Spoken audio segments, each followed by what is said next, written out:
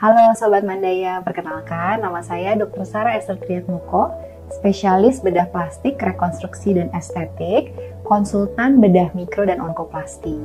Jadi perempuan yang sudah menjalani operasi mastektomi, saya bisa memasang implan yang mendekati ukuran sebelahnya.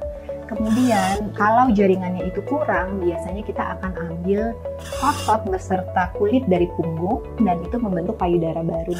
Kalau misalnya lebih luas lagi, kita bisa ambil dari perut. Nah, untungnya kalau dari perut itu lemaknya kan tebal. Nah, sehingga perutnya rata, datar gitu. Jadi itu bonusnya. Tapi bekasnya itu biasanya kita taruh di tempat yang tersembunyi atau concealed, sehingga scarnya juga nggak terlalu kelihatan. Kalau di perut ya di bawah sekali. Bahkan ada yang bisa sampai pakai bikini gitu saking di bawahnya. Kemudian kalau yang dari punggung juga kita taruh di dalam bra line, sehingga kalau pakai bra tertutup dan tidak terlihat seperti ada garis bekas. Bayangkan pasca mastektomi, kalau tidak dilakukan rekonstruksi itu berarti dada kita rata.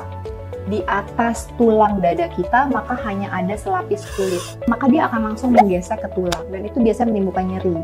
Sangat tidak nyaman. Selain itu, kalau secara seksual juga masih aktif, nah kita kan sebagai perempuan butuh ngerasa utuh badannya. Itu jangan sampai ketika keluar dari ruang operasi merasa dimutilasi badannya. Halo Sobat Mandaya, perkenalkan nama saya Dr. Sarah Esther Triatmoko, spesialis bedah plastik, rekonstruksi dan estetik, konsultan bedah mikro dan onkoplasti. Saya di sini berpraktek menangani kasus-kasus yang memerlukan rekonstruksi, bisa saja akibat dari tumor atau dari kecelakaan atau disebut dengan trauma, atau kelainan lahir misalnya seperti bibir sumbing atau hipospadia, atau juga untuk kasus-kasus yang sehat atau tidak mengalami sakit tapi ingin menjadi lebih baik, seperti facelift, kemudian liposuction, kemudian tummy tuck, operasi membesarkan atau mengecilkan payudara, dan operasi estetik lainnya. Jadi perempuan yang sudah menjalani operasi mastektomi, jadi by definition mastektomi itu kan berarti mengangkat jaringan payudara, dan juga terkadang kita juga diangkat kelenjar getah benihnya, maka rekonstruksi payudara itu bisa dilakukan. Dan itu tergantung dengan kebutuhan pasien masing-masing. Dari mulai yang tergampang, misalnya jika jaringan yang ditinggalkan oleh dokter bedah onkologinya masih banyak, maka saya bisa memasang implan gitu. Jadi payudara kanan dan yang kiri akan disesuaikan ukurannya, kemudian dipasangkan implan yang mendekati ukuran sebelahnya. Kemudian kalau jaringannya itu kurang, biasanya kita akan ambil otot beserta kulit dari punggung, kemudian kita akan putar ke arah depan dan itu membentuk payudara baru. Nah, nanti akan disamakan kanan dan kiri ukurannya supaya sama, sehingga kalau pakai bra itu bentuknya bagus gitu ya. Kemudian kalau misalnya lebih luas lagi, butuh jaringan lebih besar lagi, maka kita bisa ambil dari perut. Nah, untungnya kalau dari perut itu lemaknya kan tebal. Nah, biasanya jadi yang sebelahnya tidak perlu dikecilkan karena biasanya menyerupai kanan dan kiri begitu. Keuntungan yang kedua adalah, bayangkan kalau kita ambil jaringan dari perut, maka efeknya seperti tummy tuck. Jadi nanti perutnya ditarik ke arah bawah sehingga perutnya rata, datar gitu. Jadi itu bonusnya.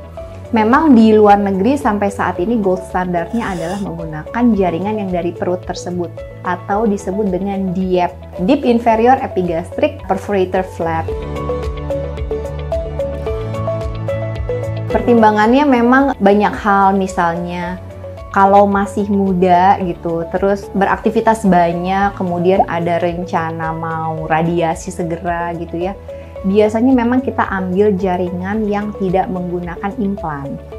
Jadi jaringan dari badan sendiri, supaya kira-kira dalam 2-3 minggu, sobat sekalian bisa langsung menjalani radiasi. Kalau kita menggunakan yang implant based atau misalnya dengan implan payudara, itu takutnya dalam proses radiasi akan bermasalah. Kemudian kalau misalnya usianya sudah tua, tidak bisa menjalani operasi yang complicated, biasanya kami akan pilihkan yang termudah. Misalnya menggunakan implan saja gitu. Jadi bayangkan pasca mastektomi, kalau tidak dilakukan rekonstruksi itu berarti dada kita rata. Di atas tulang dada kita maka hanya ada selapis kulit dan sedikit lemak gitu ya. Kalau kemudian kita harus pakai sumpelan atau protese gitu ya, maka dia akan langsung menggesek ke tulang dan itu biasanya menimbulkan nyeri, sangat tidak nyaman. Selain itu, kalau secara seksual juga masih aktif, nah kita kan sebagai perempuan butuh ngerasa utuh badannya, itu jangan sampai ketika keluar dari ruang operasi merasa dimutilasi badannya. Jadi buat yang masih berumah tangga, masih punya suami, kita akan sarankan untuk mengambil rekonstruksi yang menggunakan jaringan sendiri dan biasanya dilakukan langsung. In one setting operation gitu, dokternya udah buang jaringan tumornya, kita langsung masuk untuk melakukan rekonstruksi. Jadi ketika pasien bangun itu ya sudah punya payudara baru lagi gitu. Jadi biasanya memang kalau rekonstruksi ini kita lakukan dalam minimal 2 tahap. Tahap pertama kita hanya bikin mountingnya aja atau breast mount. Jadi gundukannya gitu ya, belum ada putingnya. Kemudian dalam waktu kira-kira 1-2 bulan udah oke, kita bisa buatkan putingnya sekalian ditato supaya kanan dan kiri warnanya sama.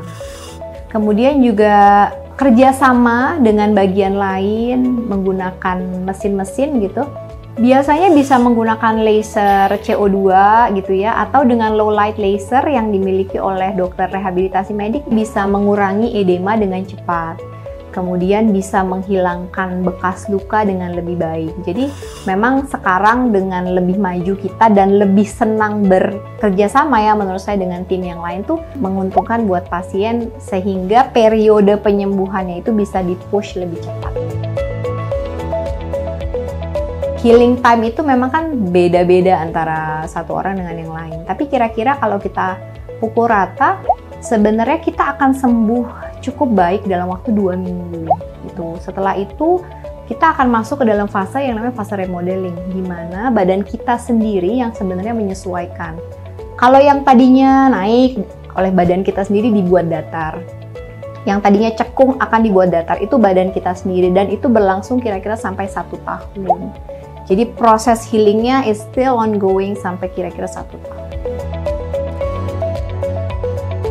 Jadi kalau kita memindahkan jaringan dari punggung atau dari perut gitu ke arah payudara, maka tentunya kita menimbulkan bekas. Nah, tapi bekasnya itu biasanya kita taruh di tempat yang tersembunyi atau concealed, sehingga scarnya juga nggak terlalu kelihatan. Kalau di perut ya di bawah sekali, sehingga kalau teman-teman menggunakan celana dalam ya dia tertutup dengan celana dalam, tidak expose gitu ya. Bahkan ada yang bisa sampai pakai bikini gitu saking di bawahnya. Kemudian kalau yang dari punggung juga kita taruh di dalam bra line, sehingga kalau pakai bra tertutup dan tidak terlihat seperti ada garis bekas. Untuk Sobat Mandaya yang mengalami pengangkatan payudara, jangan khawatir karena kita hidup di zaman sekarang yang sudah canggih, rekonstruksi tersedia buat teman-teman semua, sehingga ketika bangun tidak perlu merasa termutilasi bagian tubuhnya. Kemudian rekonstruksi ini bahkan diatur ya dalam federal law. Jadi karena rekonstruksi ini adalah hak setiap perempuan yang menjalani mastektomi. Jadi saya harap di Indonesia, terutama di Mandaya, rekonstruksi ini dapat didepankan untuk perempuan-perempuan hebat yang mengalami mastektomi.